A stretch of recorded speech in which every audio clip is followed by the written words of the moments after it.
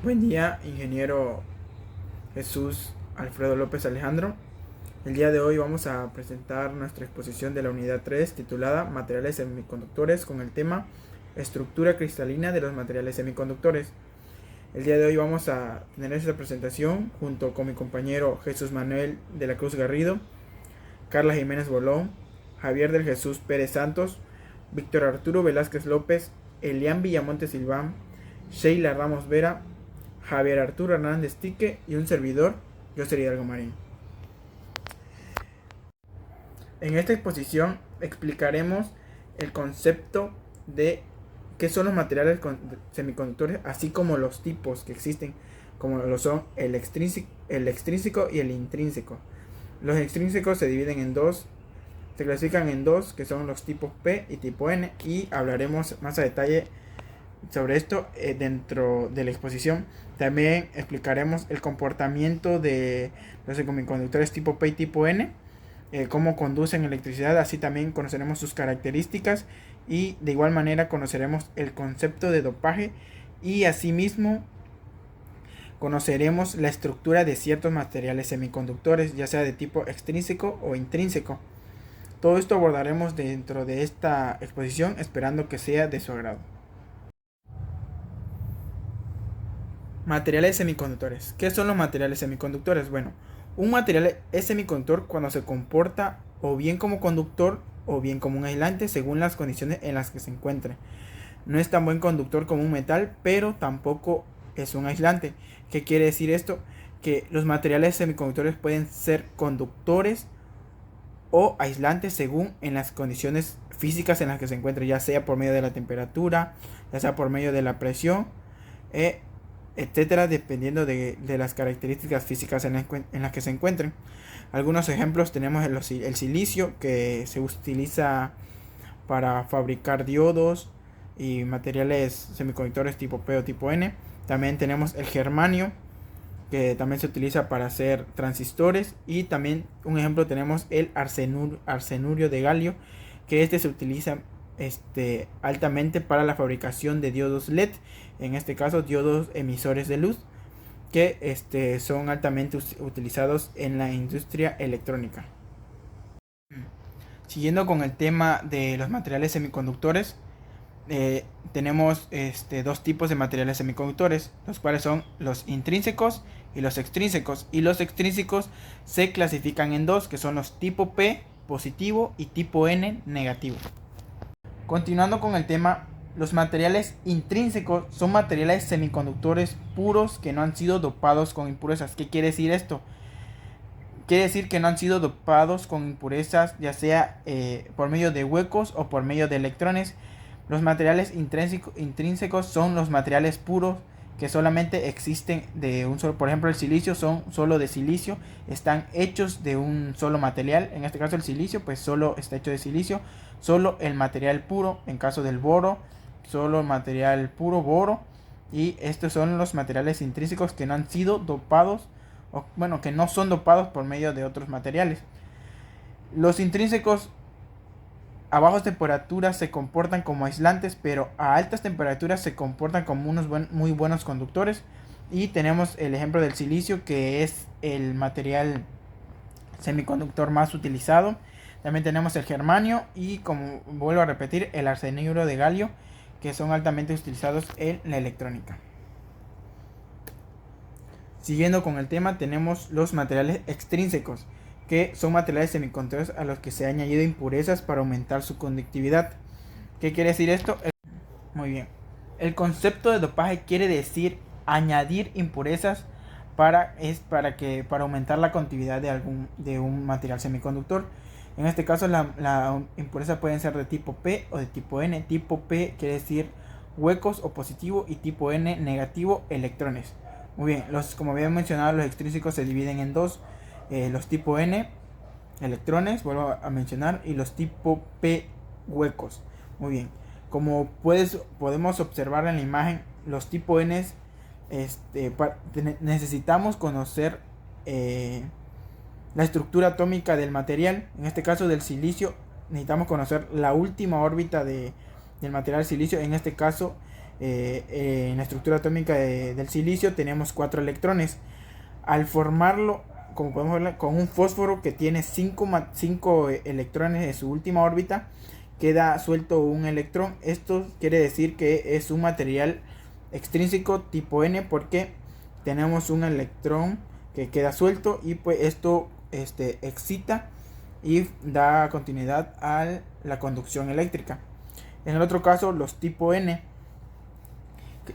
P, perdón, que son los huecos, al combinarlos el silicio con el boro tiene 3 electrones en su última órbita, lo cual no se puede formar los enlaces y queda un hueco.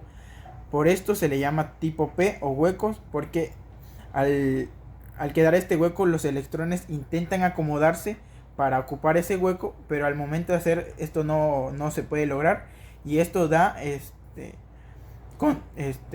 da paso a la conducción eléctrica. Y este es el funcionamiento de los electrones, de los materiales extrínsecos tipo P y los materiales extrínsecos tipo N. La superconductividad. La superconductividad es un fenómeno físico en el que ciertos materiales pueden conducir corriente eléctrica sin ninguna resistencia. Cuando se enfrían a temperaturas muy bajas, mayormente están los de baja y alta temperatura. Los de baja temperatura son aproximadamente a menos de 30 grados Kelvin, que son 243 grados centígrados. Algunas propiedades de estos superconductores es la resistencia nula. En esta característica, que es la más destacada, significa que no ponen ninguna resistencia eléctrica, lo que permite que la corriente fluya indefinidamente sin disminuir, siempre y cuando las condiciones de superconductividad se mantengan. También tienen expulsión de campo magnético. Un superconductor expulsa los campos magnéticos de su interior cuando se encuentra en estado superconductor, un fenómeno conocido como el efecto Meissner. Esto le permite que los imanes floten sobre los superconductores. Otra característica es el emparejamiento de los electrones, que en muchos superconductores los electrones forman pares conocidos como pares de Cooper, lo que les permite moverse sin dispersarse a través del material. Existen tipos de semiconductores tipo 1 y tipo 2. Los semiconductores tipo 1 son materiales que muestran superconductividad en su totalidad cuando están por debajo de su temperatura crítica, pero pierden esta propiedad cuando el campo magnético es demasiado fuerte.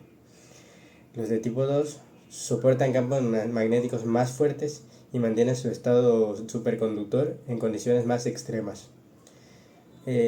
Otra cosa es la diferencia entre superconductores de alta temperatura y de baja temperatura. Los de alta temperatura suelen aguantar temperaturas más altas, tal como indica su nombre, que opera entre 30 grados Kelvin y 77 grados Kelvin.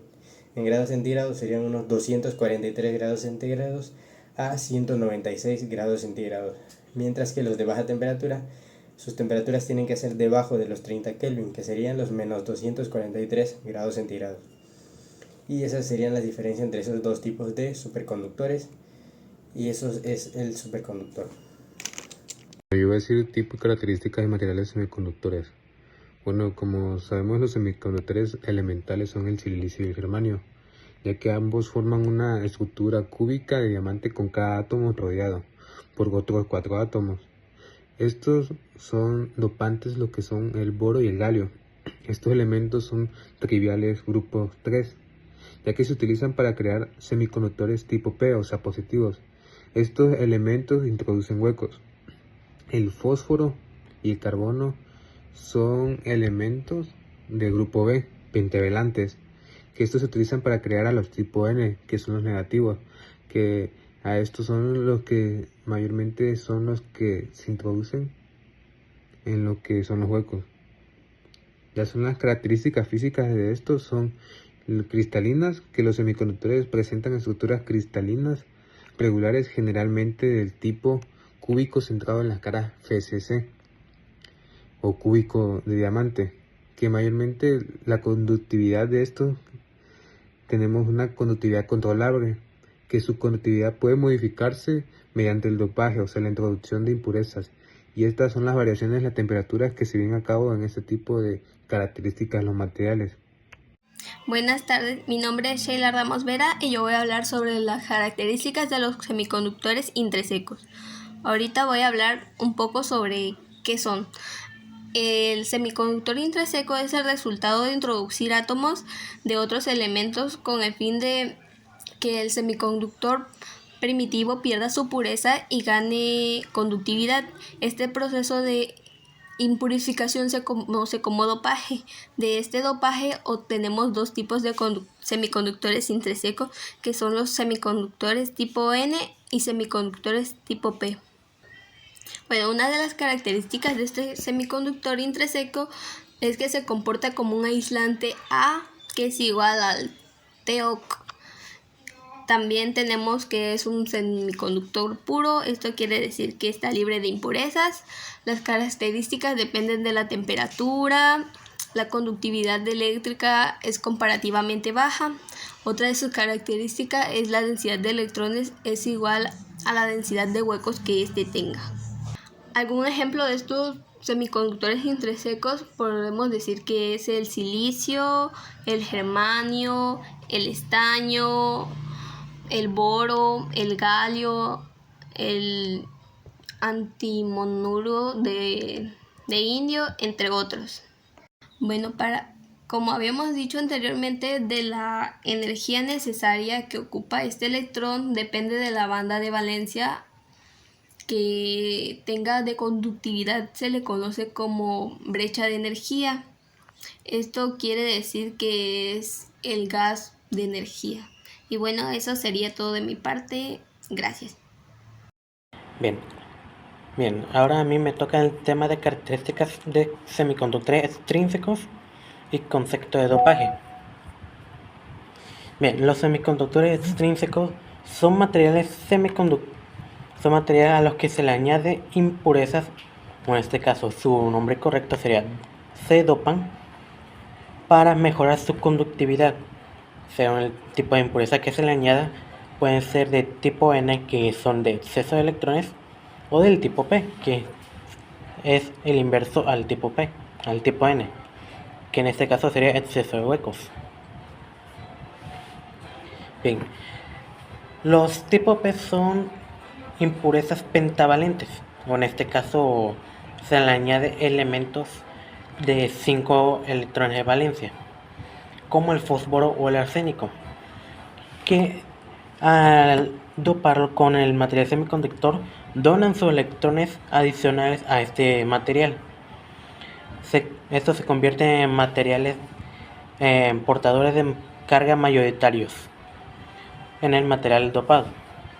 Ahora, en el tipo P se le añaden las impurezas trivalentes, o en otras palabras, con 3 electrones de valencia, ya sea como el boro o el galio, que hace que a la hora de que la estructura cristalina esté formada, se tenga huecos o esté incompleta la estructura, para que se formen enlaces incompletos, como se muestra en la imagen del semiconductor tipo P. Esto hace que los huecos actúen como portadores de carga positiva, lo cual en su conjunto con los semiconductores tipo N formen lo que sería como conocido como un tipo diodo, que está conformado del tipo P y tipo N, lo cual hace que a cierta cantidad de corriente o del paso de electrones a cierta cantidad empiece a fluir la corriente. Pero si es menor a ese valor de corriente, debajo de ese valor, un límite mínimo, el diodo actúa como si fuera un aislante, no permite el paso de la corriente. Eso sería todo de mi parte y los dejo con el siguiente compañero. Es relación entre estructura electrónica y conductividad en semiconductores intrínsecos. Como podemos ver, tenemos lo que es estructura de banda. En los semiconductores, los electrones suelen ocupar la banda de valencia a bajas temperaturas, donde no pueden moverse libremente para conducir electricidad.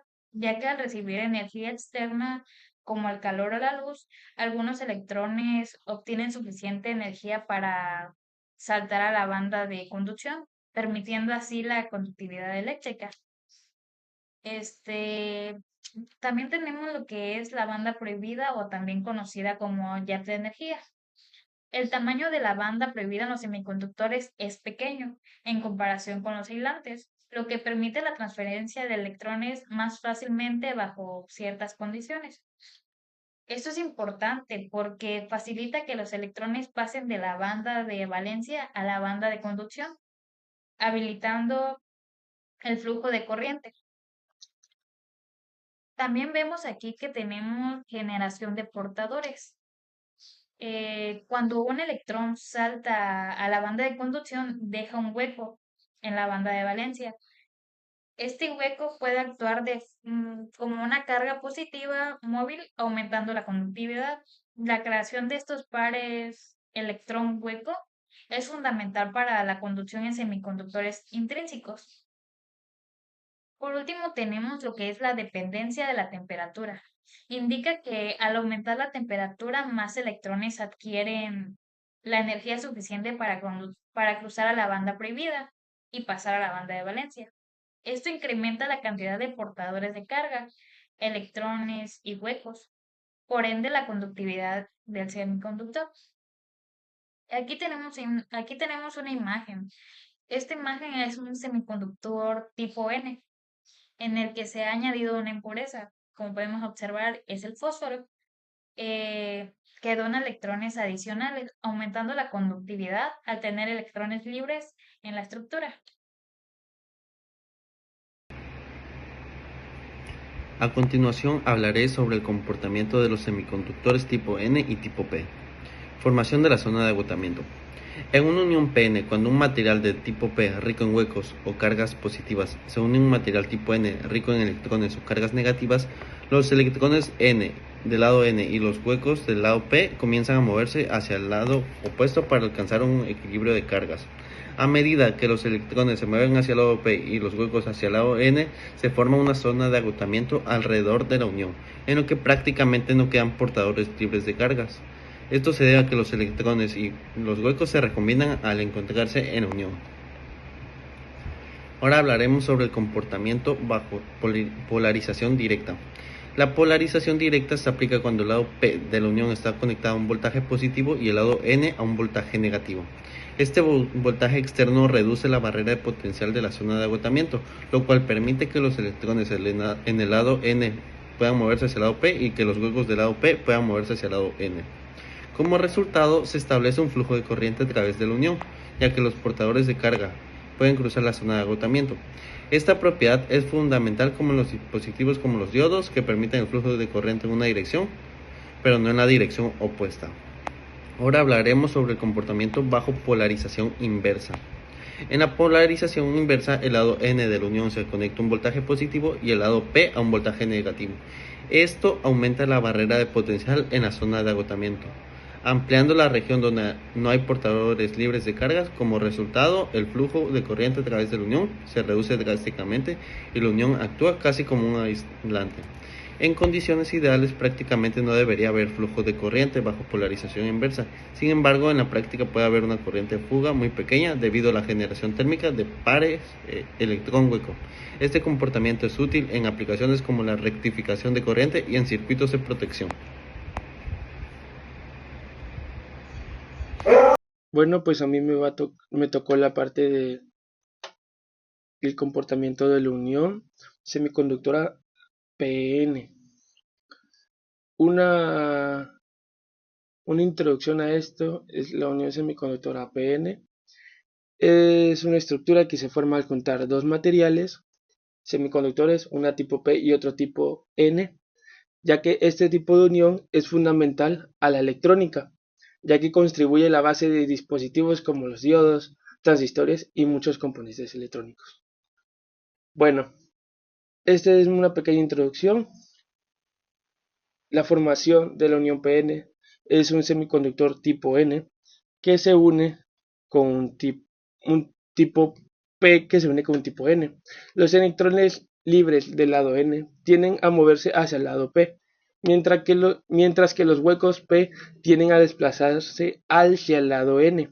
Este movimiento de electrones y huecos genera una región de agotamiento en la zona de contacto entre los dos tipos de semiconductores. Ahora, el comportamiento de la unión semiconductora PN. La formación es una unión de materiales tipo N y tipo P, que su difusión inicial es de portadores, región de agotamiento. Esta zona son portadores libres, ya que son campos eléctricos internos, ya que puede ser cualquier cosa relacionada al campo interior de cada uno de estos semiconductores. La polarización directa reduce la región de agotamiento, ya que permite un flujo de corriente mejor. Y la polarización inversa, que amplia la región de agotamiento y bloquea el flujo de toda su corriente. Bueno, esta En conclusión, podemos decir que los materiales semiconductores son importantes para el avance de la tecnología moderna. Más que nada que debido a su capacidad para controlar el flujo de corriente, este es de manera más eficiente para para ya sea dispositivos. Y la estructura cristalina, como el diamante o el silicio y germanio, es clave para entender las propiedades eléctricas y su rendimiento en dispositivos electrónicos que toman esto. Bueno, más que nada este conocimiento ha permitido el desarrollo de tecnologías modernas y probablemente a futuro, que van desde microchip y transistores hasta solares y dispositivos optolóricos, que pues tenemos en cuenta, pues gracias a esto los materiales se han tenido muy buenos avances tecnológicos y probablemente en el futuro también se llegan a tener en cuenta estos y es todo por parte de nuestro equipo.